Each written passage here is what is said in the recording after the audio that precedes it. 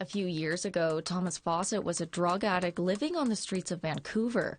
Now he's a highly regarded carver. Still has some cracks, but I got a lot of cracks too. Fawcett is a carver for Carcross and Tagish First Nation. He works alongside master carver Keith Wolf-Smarch, helping with totem poles and pieces like this caribou.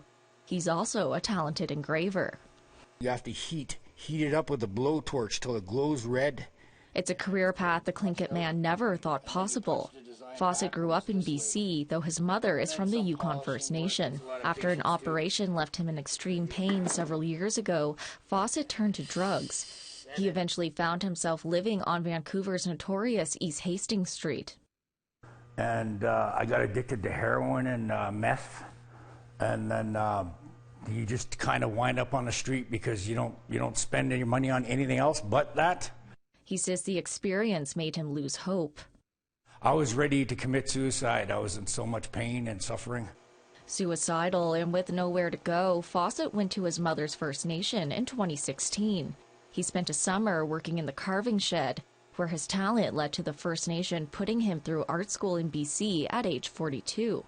I never thought I'd ever go back to school. I always thought that, that was out of reach for me.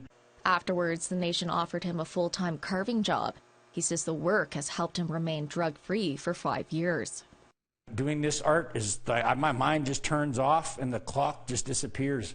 And by the time it's like, oh, I'm like, wow, it's time to go home. And I don't really want to go home. I want to keep carving, right? So we're just doing it on birch. And now he wants to bring back traditional Northwest art to the community. Yeah, this is probably my favorite piece. Like this raven rattle.